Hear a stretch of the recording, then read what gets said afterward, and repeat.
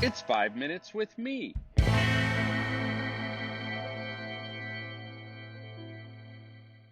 I had convinced myself that I was speaking the truth.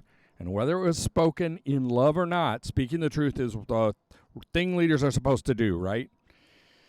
But the young woman in my office started crying and something tipped sideways in my self-analysis. This crying young woman was the third meeting in a single day, all in my office, where I had spoken the truth to somebody only to have them end up in tears. I'm embarrassed to admit this, but after the first of those meetings, I actually felt a rush of power, confident I was doing what leaders do. After the second, my confidence waned a bit, and I had a little inner Scooby-Doo saying, huh? And on the third meeting, well, it started me on a path of change. I'd always been a leader who was willing to be vocal with my thoughts and opinions, I'm sure much to the frustration of everyone in my life.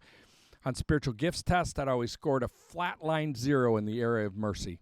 Here's the silly part. I was proud of that. When I worked at a church that was going through a massive transition, I was asked to be on a transitional leadership team, and I was taken under the wing of two older pastors leading the process. They were both very naturally gifted leaders, but they had similarly convinced themselves of the strength of their weaknesses. In fact, I remember to this day the exact wording of the mentoring I received from the two of them in one meeting. They said, "Marko, your lack of mercy is the strength of your leadership." Hey, that sounded good to me, embarrassing and stupid as it sounds to me today. And for the next few years, I steamrolled people left and right under the ruse of strong biblical leadership. What a misguided idiot.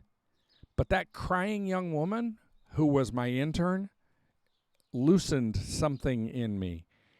And through divine revelation or long overdue common sense or some combination, I immediately knew I needed change. But I had no idea how to make it happen. And I was accustomed to making things happen in my world. I carefully selected two older men who I perceived as strong leaders, but also merciful. And I asked them to mentor me specifically in the areas of mercy and gentleness.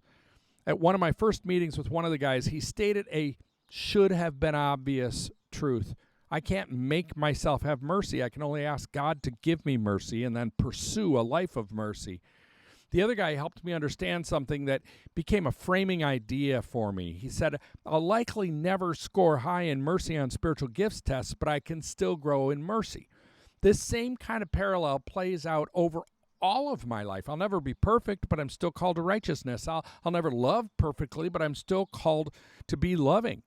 And these two new understandings reframed leadership and mercy for me and put me on a multi-year quest of change.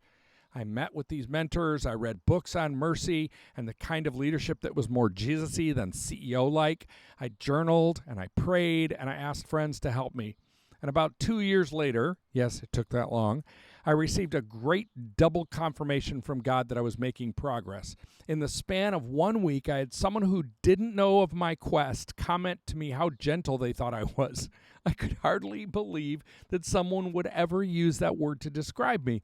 And then a few days later, one of the administrative assistants at that church told me that the other admins had a nickname for me, the Gentle Steamroller. I laughed out loud when I heard this. Yep, I still had that steamroller way about me at times. But I'm not even sure what a gentle steamroller would be, but I responded, hey, I'll take that. And I thought it was the best compliment I'd received in a long time. Hey, as I write this now, as I speak to you guys, it's about 25 years later. I'm still a merciless jerk on a regular basis, and I still am very capable of possessing the gentleness of a sledgehammer from time to time, and even capable of momentarily being proud of it. But I can see change, lots of it. I wish it were more immediate. The only thing that was immediate was my recognition of need for change. The process of change has been and will continue to be a long, slow journey of transformation. How are you changing? Which of your rough edges need some Holy Spirit sandpaper? The Youth Cartel Podcast Network.